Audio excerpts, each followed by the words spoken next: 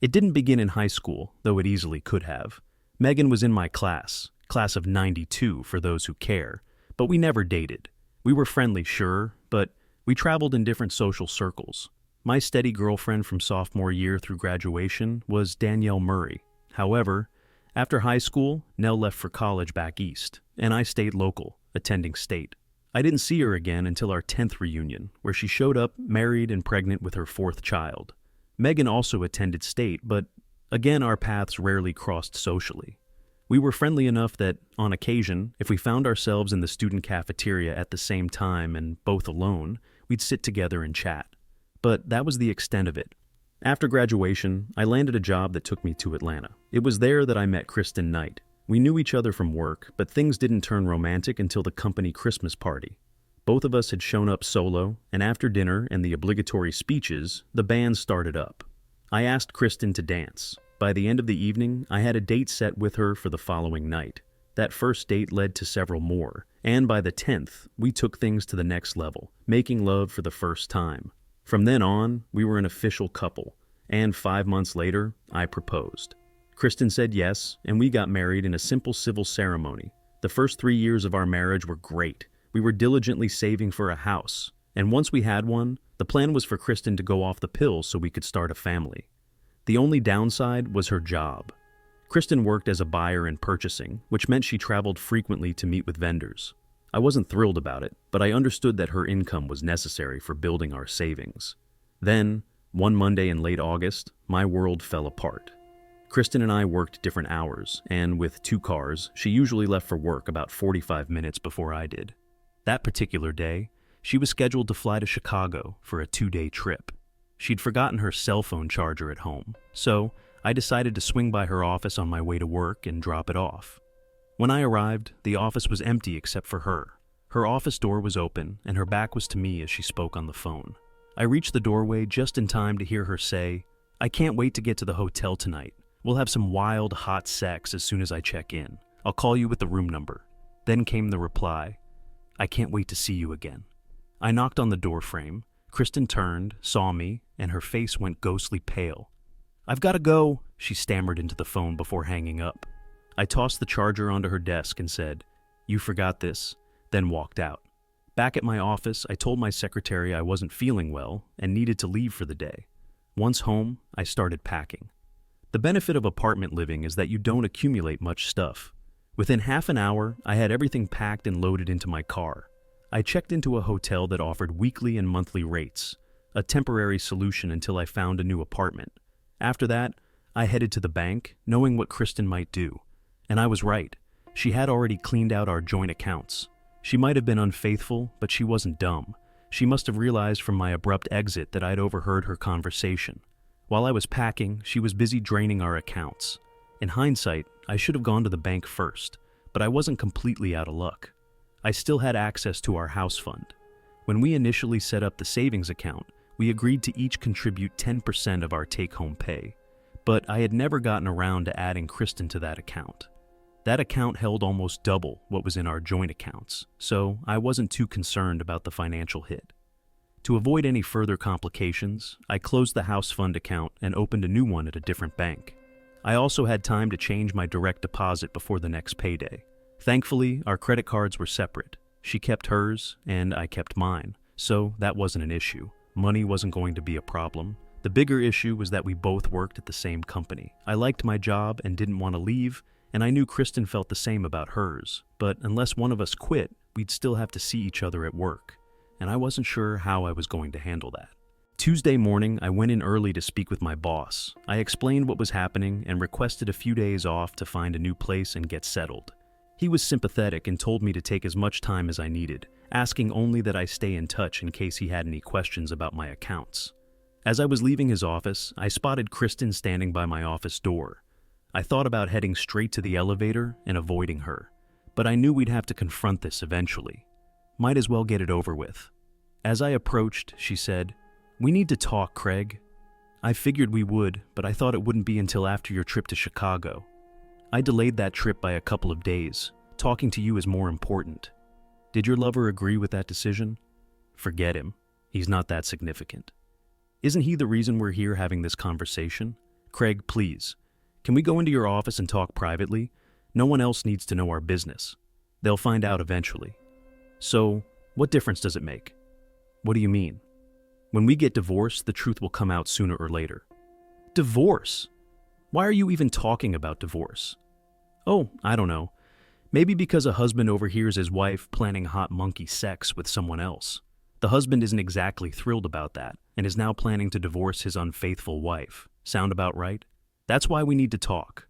Please, let's go inside your office.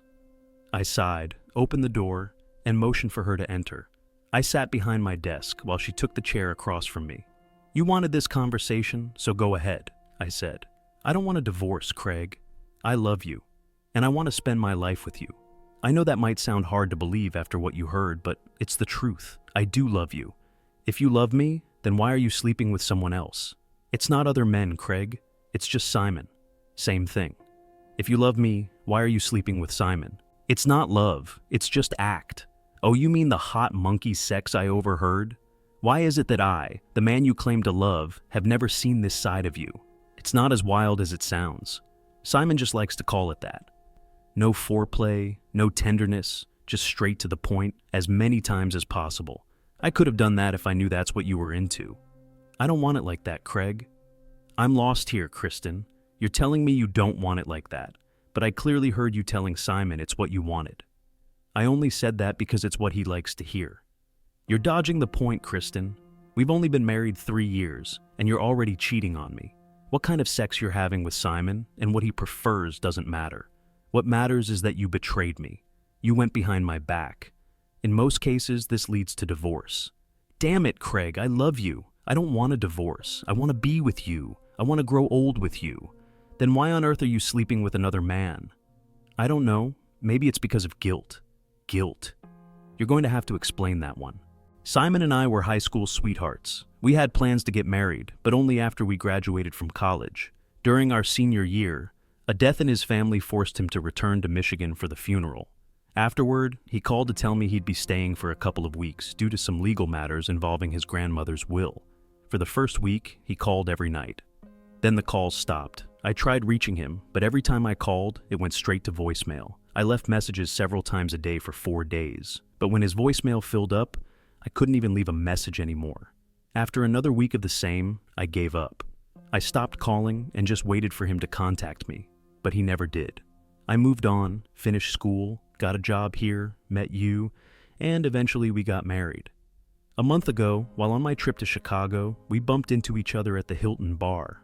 It was an emotional reunion. He explained that after the funeral, he'd been in a hit-and-run accident that left him in a coma for 14 months. When he woke up, he had some memory loss, and by the time he regained his memory and came back to find me, I was already married to you. He thought it was best to just let things be and not contact me. He ended up moving to Chicago, and that's when we saw each other at the Hilton. We sat, talked, drank, and danced a little.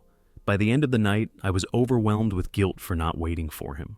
I admit I'd probably had too much to drink, and when he offered to walk me to my room, I didn't refuse. If I'd been thinking straight, I would have said no, but I didn't. We ended up in bed together, and I honestly don't remember how it went, from him walking me to my door to us laying in the bed. But it happened, and when I woke up the next morning, he was still there, sitting on the bed, crying. He was sobbing about how much he missed me and how everything we'd planned for our future never came to pass. I tried to comfort him, and one thing led to another, and we ended up having sex again. Afterward, we both had to head to work, and he asked if we could have dinner that evening. I told him I didn't think it was a good idea, but he insisted it would be just dinner and talking. He wanted to know what had happened while he was away, what became of our friends. I didn't see the harm in it at the time, which just shows how naive I can be. We had dinner, a few drinks, danced a bit, and before I knew it, we were back in my room, having it again. The next morning, my last day there, he asked when he could see me. I told him we weren't going to meet and that what we'd done was a terrible mistake, one I wouldn't repeat. He begged, he pleaded, but I stood firm and said no. I told him that after I left, I would never contact him again. I spent the rest of the day and the flight home consumed by guilt for cheating on you. I swore to myself that it would never happen another time. When I got home, I focused on making things right between us. Since that trip, Craig, have you noticed any change in the way I've treated you? Have I been less affectionate? No. If anything, I've tried harder. I've gone out of my way to show you how much I love you. Half the time, I'm the one initiating things between us. I made a mistake, Craig, and I admit that. It was a terrible mistake, one I regret deeply. But we can move past this. I know we can. She paused, waiting for me to respond. There was a stretch of silence, maybe 20 seconds or so, before I finally asked, "When exactly did you decide I was such a fool? When did you start thinking I was too stupid to see through this?" "I don't think you're a fool, Craig. I don't think you're stupid." "You must think I'm a fool, Chris. You have to believe I'm dumb if you expect me to swallow the pile of nonsense you just threw at me. You seem to forget that I overheard part of your phone call, so let's start with the basics. You were talking to him on the phone, which means you either gave him your number or you were the one calling him. That completely contradicts your claim that you were never going to see or contact him again. Then there's the part where you told him that you would call him and give him your room number. So much for never contacting him again. And let's not forget the part about wanting hot monkey stuff. That's definitely not something you say to someone you plan on cutting out of your life forever. No, Kristen, your story doesn't hold up. Even if he somehow found your number on his own, the conversation I overheard should have sounded more like, "Why are you calling me? I told you I never wanted to see or speak to you again." I should have heard something like, "No, Simon, I can't see you again." Or maybe, "No, Simon, what we did was a mistake, and I won't let it happen again." But that's not what I heard. What I heard was you eagerly planning to meet him and saying you couldn't wait to be with him. I heard you excitedly offering to call him with your room number. There was no regret in your voice, just anticipation. We're done, Kristen. You have two options. Sign the divorce papers when they come, or fight it. If you fight it, I'll drop the divorce, but I'm not getting back with you. I'll just wait for you to ask for a divorce so you can marry someone else. Maybe Simon, the guy you're already screwing. I stood up and headed toward the door, adding, "I've taken the rest of the week off to find an apartment and move in. Make it easier on both of us and just sign the papers when you get them." I walked out, leaving her sitting there, sobbing. I found a new apartment, moved in, hired an attorney, and filed for divorce. Kristen signed the papers and sent them back without a fight. Working at the same company was awkward, but we managed to avoid each other for the most part. On the few occasions where we had to interact, we kept things strictly professional. After the paperwork was filed, I considered myself free and started dating again. Sometimes my dates and I would end up in places where Kristen would be, and I never missed the glares she sent our way. It didn't take long for Kristen to convince Simon to move from Chicago, and 2 months after our divorce was finalized, she married him. I first saw him at our company Christmas party. We didn't meet formally, but I saw Kristen point me out to him from across the room. A couple of hours into the event, after all the speeches were made and the bonuses handed out, I had to use the restroom. I had just finished washing up when Simon walked in. I turned to him and said, "Thanks for the favor you did me." "Favor? What favor?" he asked, confused. Helping Kristen betray me, catching her early in our marriage saved me from investing more in a relationship that was doomed from the start. It would have been a lot harder to walk away if I had been in deeper. You know what they say? Once a cheater, always a cheater. So brace yourself, because it's only a matter of time before she does it to you. Then I punched him in the face. He was stunned, and when his nose started bleeding, I added, "I owed you that. She was married, and you didn't care. I could beat you senseless right now. But honestly, that punch and the fact that you're married to her is punishment enough." I walked out of the restroom and left the party, satisfied. On my first day back, Kristen charged into my office, fuming about what had transpired between her husband and me. She had barely gotten the words out of her mouth when I interrupted her, louder than I meant to. "Kristen, shut the hell up and get out of my office. Right this minute. I'll go to HR this instant and file a formal complaint. Company time or not, it is positively the last thing I am going to do. Stand here listening to you defend the guy you cheated on me with." Her face had turned pale, and without another word, she had turned and walked out, closing the door behind her. I despised admitting it, but a small satisfaction in seeing her retreat was felt. 2 weeks later, an opportunity that I never expected arose, a promotion under one condition, that I relocate to Denver. It was a great chance to get some space between Kristen and me, so I didn't think twice. The Denver office was located in the Denver Tech Center and took up the first 4 floors of a 6-story building. The top 2 floors were occupied by an insurance company. My new office was on the 3rd floor, a fresh start in every way. Once I caught on to everything with my job, I started looking for a place to live. This time, I really wanted to buy a house instead of wasting any more money on rent. After a while of searching in Denver, I just wasn't finding anything that I was really into.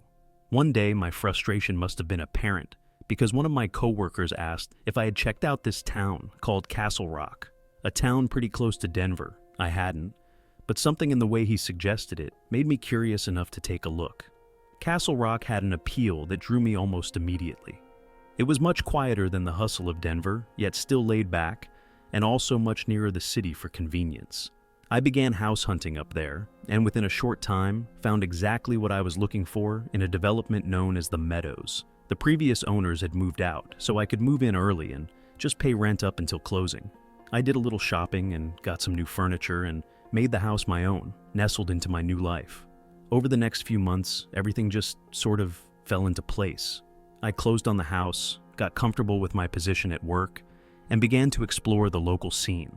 Castle Rock didn't have much in the way of nightlife, but just a short drive away in Sedalia, I found Buckskin's, a country western saloon that would soon become my favorite haunt. It wasn't just the live country music and dancing that pulled me in. The food was unexpectedly good, and there was such a laid-back atmosphere that seemed to ease my tension from a long work week. The first time I went into Buckskin's, it just happened to be a Thursday, and I walked right into one of their free dance lesson nights. At the time in my life, I wasn't much of a dancer, but I figured, why not? It's a great way to meet people, get out of your comfort zone. These dance lessons soon became my weekly ritual. Thursday for the lessons, and during the weekends, to come back and dance away to the live country bands that played. What I did not quite expect was how soon I would get to know people, which also didn't hurt much when I often caught myself admiring the bartender, Stephanie. With her tattoos and piercings, she wasn't my type of girl at all, but somehow it worked for her. I wasn't the only one who noticed every guy in the place had his eye on her. When it came to dancing, since usually showing up alone, I'd stick to the line dances mostly. Katie, the instructor of the class, noticed that and started partnering me up with other women who were there solo whenever she taught couples dances. It didn't take me very long to get to know the regulars, some of whom would come with their girlfriends, and before I knew it, I was dancing with half the group. The best part about my arrangement was that a lot of those women who came in for Thursday lessons would often show up on Fridays or Saturdays, so I seldom lacked a partner when I wanted to hit the floor. That was my life for the first 6 months after moving to Colorado. I dated a few of the women I met at Buckskin's, but nothing serious was there. Most of the time, I was feeling rather independent and was concentrating on my work. My love life was very quiet until I got an invitation to a party thrown by the vice president of sales. It promised to be a couples party, and at that time, I did not have a boyfriend, so I thought I might not attend it. However, from the professional point of view, it appeared to be a bad idea to say no. Since my coworker saw the bind I got myself into, he made a suggestion right out of left field that I would have never considered, passing me the number of an escort service he had used a couple of times. Without a doubt, it's not something I would have ever researched doing business, but to show up at this party with a date did make a bit of business sense. So, after a little hesitation, I called the service and set something up. When I showed up, the lady I was speaking with had pictures of 3 ladies she felt would be right for the party. I selected a stunning blonde named Nicole. That first night with Nicole went without a hitch. She was the perfect date for that party, charming everyone with whom we came into contact. But that wasn't all. Later on, into the night, she made it clear that she was available for more than just the party. I smiled, and we took things further. Nicole became my go-to whenever I was either going somewhere or just needed to kick off steam from that moment on. The next few months fell into rhythm. I enjoyed going to work, I had my own home that I was happy with, and a regular night or two out at Buckskin's and my periodic dates with Nicole kept me satisfied enough. It was a far cry from the chaos of my old life, and for the first time in a very long time, I felt like I was finally in control of my destiny. The next 4 months passed without much excitement, until one Tuesday morning at work. I was in the elevator, and just as the doors were closing, I heard a woman's voice call out, "Hold the elevator, please." I quickly stopped the door, and a woman rushed in, breathless, saying, "Thanks, I'm running a bit, Craig?" I looked up, surprised. It was Megan. Turns out she worked for the insurance company that occupied the top 2 floors of the building. By the time we reached my floor, we had made plans to grab a drink after work. At 5 o'clock, we met in the lobby, left her car in the parking lot, and I drove us to the nearest bar. We ordered drinks and spent the next 2 hours catching up. I filled her in on my life up to that point, and she did the same. Our stories were surprisingly similar. After college, she had moved to Michigan, met her ex-husband at work, got married, and then discovered he was cheating on her. After the divorce, her company offered her a promotion on the condition that she relocate to Denver. Coincidentally, she also lived in Castle Rock, but over in the Founders Village area. When the night ended, I drove her back to her car, and on the way, I asked her out on a proper date. She was busy on Wednesday, so I suggested Thursday, and she agreed. I told her about Buckskins, and she mentioned she'd been there before, but had never gone on a Thursday when they offered dance lessons. When I picked her up at 6 on Thursday, she was dressed for the occasion: jeans, a brush popper shirt, cowboy boots, and a belt with a large oval-shaped Western buckle. She looked like something out of a rodeo ad. As I took in the sight, she playfully asked, "You like?" "All you're missing is a cowboy hat," I teased. "I've got one. Want me to grab it?" "Maybe next time," I replied. "Wait until I get one of my own." She tilted her head slightly, giving me a curious look that I hoped meant she took my comment as a sign that I was looking forward to seeing her again. We had a great time at Buckskins. Meg was no stranger to the dance floor. She knew most of the dances that Katie, the instructor, was teaching that night, and it made me feel like the novice I was. At one point, when I went to the bar for fresh drinks, Stephanie, the bartender, gave me a teasing grin and said, "Am I being replaced by the little cowgirl?" Stephanie, standing at 5'11", could easily call Meg little with her 5'3" frame. I smirked back at her. "I can't call it replacing when you've never even agreed to go out with me." Stephanie raised an eyebrow. "Maybe you gave up too soon." I chuckled and shook my head, carrying the drinks back to Meg. At the end of the night, when I dropped her off at her car, she gave me a quick kiss on the cheek and said, "I had a great time. Let's do it again." We made plans for Saturday night, agreeing to return to Buckskins, but this time to dance to a live band instead of the recorded music used during the lessons. I promised her I'd have a cowboy hat by then, so she could wear hers. The next day, after work, I went to a Western wear store. The prices on cowboy hats surprised me. They were much higher than I had expected, and I hadn't realized how many different styles there were. Growing up watching Westerns, I always thought the only real difference was whether the hat was black or white. After some browsing, I finally found one I liked. On impulse, I also picked up 2 Western-style shirts. I already had jeans and a pair of boots, though they were Wellingtons, not traditional cowboy boots. But the leather soles gave me the look I was going for.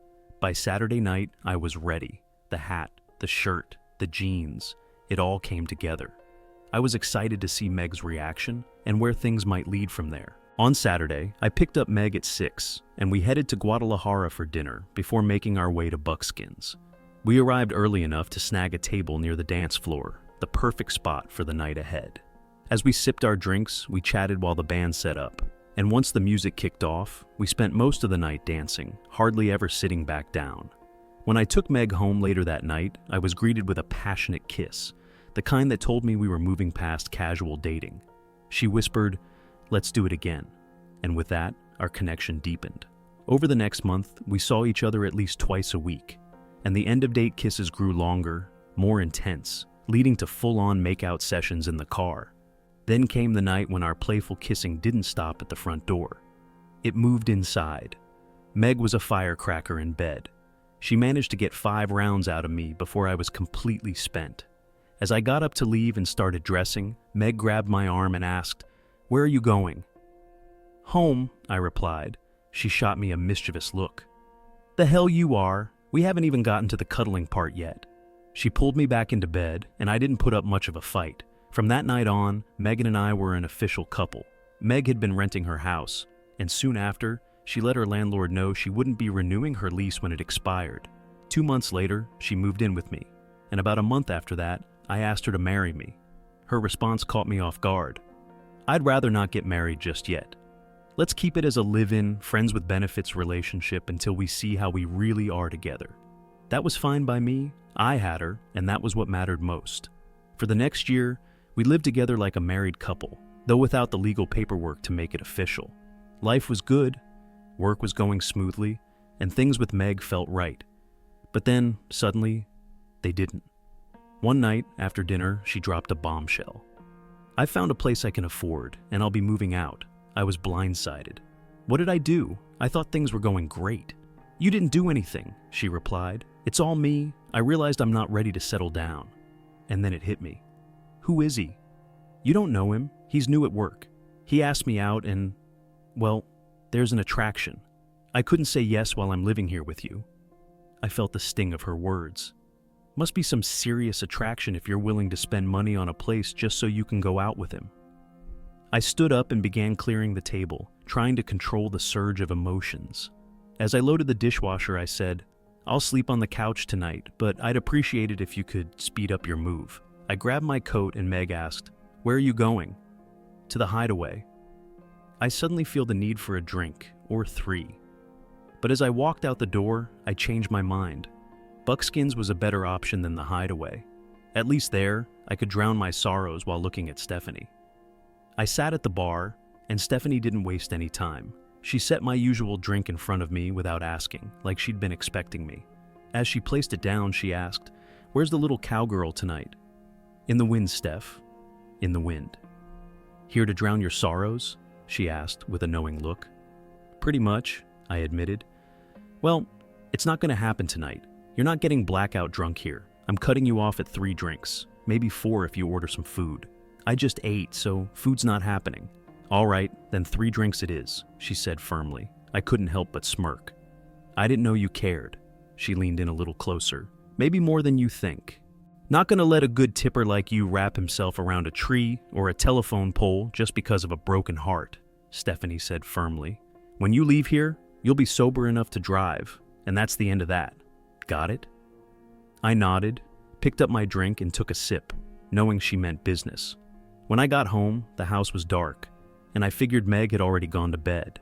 I quietly let myself in, but when I walked into the living room, I found her sitting on the couch in the dark, wide awake. I didn't say anything, just walked to the closet to grab a blanket and a pillow. Returning to the living room, I told her, "Move over, I need to get to bed." "This is your house. You get the bed, I'll take the couch," she said. I didn't argue. I dropped the blanket and pillow on the couch next to her and headed to the bedroom. I undressed, crawled into bed, and was asleep as soon as my head hit the pillow. Sometime in the early morning, I woke up to find Megan snuggled up beside me. She stirred as I started to move. "Sorry, I couldn't fall asleep on the couch," she whispered. She reached for me gently, and I responded to her touch. "Please?" she asked softly, her eyes searching mine. Without saying a word, she drew me closer, and we connected in a deep and intimate way. We moved together until we both found our release. When it was over, I looked down at her and asked, "Why?" "Go take your shower. I'll put on coffee and we'll talk," she said. After a quick shower, I found her in the kitchen, sitting at the table with a cup of coffee in hand. I poured myself a cup, sat across from her, and asked again, "Why?" "There's no new man at the office, and I haven't found another place to live. At least, not yet." I said what I said last night to see how you would react. I started to interrupt, but she held up her hand to stop me. "Let me finish," she said. "I told you about my failed marriage, but I never talked about my other relationships. There were 3, and they all ended badly. The truth is, I needed to know if you were as into me as I am into you. I couldn't fully commit until I was sure. When I told you I was moving out last night, you didn't try to stop me. You didn't beg or plead with me to stay. You just accepted it and went out for drinks. That told me you didn't care all that much. To you, I was just a casual fling." "If that's what you thought, then why this morning?" I asked. "Because I do love you. I wanted one last time," she said, her voice quiet. I sighed. "Thanks for that. But let's get something straight before you pack your bags.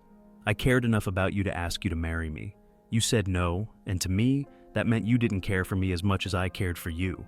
Since then, you haven't given me any reason to believe your attitude changed, so I never pushed it.